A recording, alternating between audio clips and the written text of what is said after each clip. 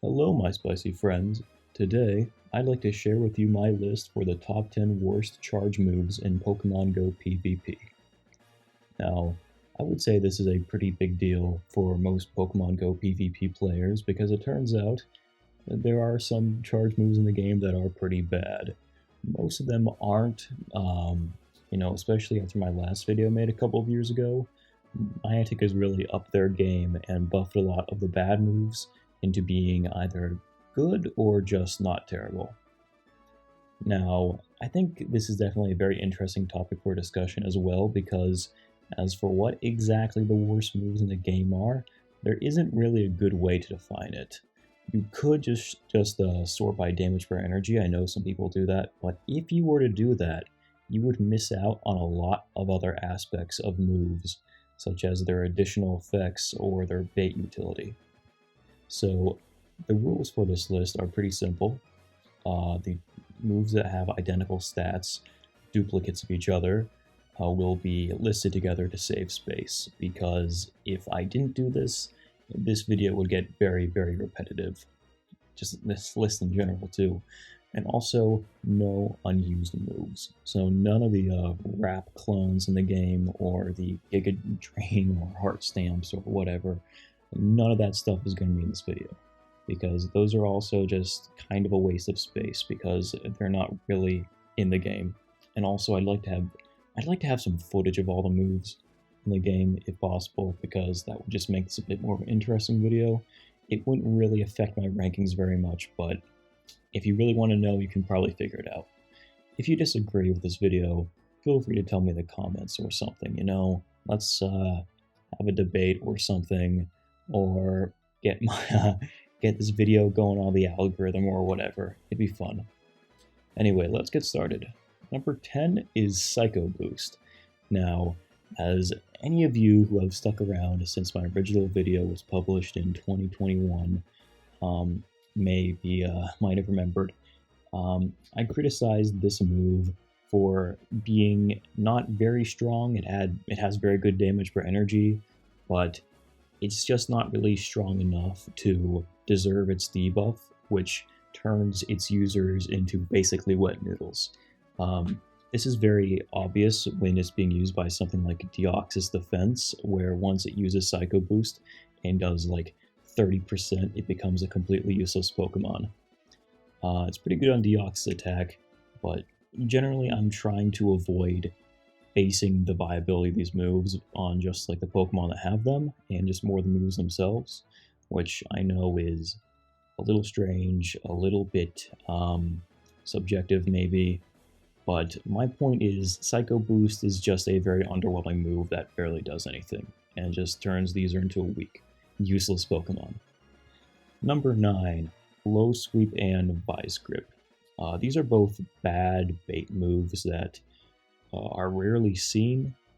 They're low enough energy to bait well. You can do things with them, but it's 40 energy, which means that baiting with them isn't like incredibly practical, and if they don't shield, your move is completely useless. So, not the worst thing in the world. We're only at number 9. We've got a lot worse. But yeah, just kind of mid. We're not really at the point yet where the moves are terrible. Like you could bait with these if you really had to, but they're not good. Number 8, Ominous Wind. Now, as some of you have been playing for a little while might remember, Ominous Wind, Ancient Power, and Silver Wind used to be identical moves, and then they were all nerfed pretty heavily because there was a lot of pushback that Ominous Wind, Ancient Power, and Silver Wind were too bullshit because of their secondary effects. And they've had a couple of changes over the years, but the important thing to remember is that Ancient Power and Silver Wind actually have kind of respectable stats now. Not like amazing, but decent enough. Now, Ominous Wind is similar in this regard, but the thing is, when Ancient Power and Silver Wind were buffed to be usable moves, Ominous Wind was not, and the reason for that, some suspect, would be that Giratina Origin was pretty okay with it in the Master League, but just because one Pokemon is meta with a move, in a niche format doesn't really seem like a... I don't really think it's a fair way to do things, in my opinion, but whatever. I don't really care a lot about Ominous Wind. Most Pokemon don't need it. Moving on to number 7, Aqua Jet and Twister.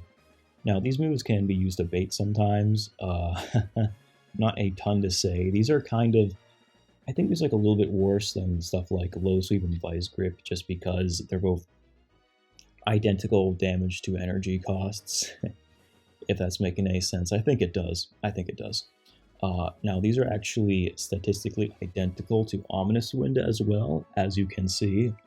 But they're worse because they don't have the chance to give you an amazing buff. Number 6, Obstruct. This might be one of my hotter takes in this video. I've been told that a lot of people like Psycho Boost, and I think Psycho Boost is overrated, but I haven't heard many people talk about Obstruct, and I think I'm going to get a lot less pushback on this one, because Obstruct is a move that was given to Obstagoon so that it would look good in the 2-shield situation. It's got a decent effect, you know, being able to give yourself a defense boost and drop the defense of your opponent. But the problem is it does no damage. Not really worth using the bait because it's more expensive than Night Slash. And like I said, I'm trying to base these moves on how good they are individually and not what Pokemon have them, because it would get a lot messier if you had to base them off of what Pokemon have the moves. But this is just for Obstagoon. So I think it's a fair criticism of Obstruct that it is one whole counter more than Night Slash, which means it's not worth using the bait. And if you run Obstruct, that means you either have to run Obstruct and Night Slash, which gives up a lot of coverage, or Obstruct and Cross Chop, which means that you give up on some good Dark type damage, or even Hyper Beam or Gunk Shot. The point is, Obstruct is not worth running seriously, and you know, once you get high enough on the ladder, I don't know what the exact number is, but it falls off hard. It is not a good move. Number 5, Heatwave. Heatwave is a move that I've seen a lot of hate for, and the thing is, the damage per energy technically isn't that bad, but the thing is, it is just a very bad nuke move. I think it might be the only move on this list that is intended to be a nuke, but the thing is, when you compare it to other nukes, such as Gunk Shot, Hydro Pump, Seed Flare, look, I've got a bunch of moves right here on the video that all have identical energy costs. And I get that expecting Heatwave to be as good as Aeroblast is a little ridiculous, but, you know, it could be as good as Gunk Shot or Hydro Pump and not break anything. You know, maybe make it like 100 energy, 110, 120 even.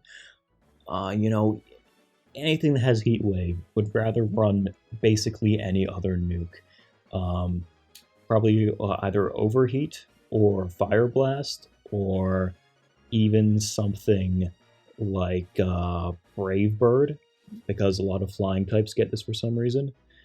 You know, let's compare it to Fire Blast. Fire Blast is 80 energy, which is 5 more energy, but in exchange for that, instead of doing 95 damage, you're now doing 140, which is way more, actually worth using.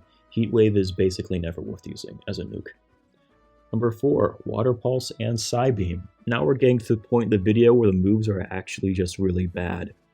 Let me give you some perspective on these moves. The only 2 Pokemon in the entire Great League on which Water Pulse is recommended for use by PvPoke are Slowpoke and Gorbis, which, you know, are both obviously meta-defining threats. You better watch out. And in addition, out of the 24 Pokemon with access to Psybeam, Galarian Ponyta is the only Pokemon that would ever run it in the Great League. I haven't ran the numbers for Ultra League or Master League, but I have the feeling I don't really need to do that. Something tells me those moves aren't exactly defining the meta up there either, so not really going to worry about that. And I think another great way to just clarify how bad these moves are is that the move Rock Tomb is statistically identical to these two, and it gets a free attack drop, which is a fantastic effect, and yet that move is not exactly a common meta move either. I think the best Pokemon that can use it right now is some shit like Rufflet or Sudowoodo, and yet no one bothers with those Pokemon. So, I mean, actually, some people do run Rufflet or Sudowoodo, but a lot of the time they don't even have Rock Slide. No, not Rock Slide, Rock Tomb. My mistake, but I'm not editing that out.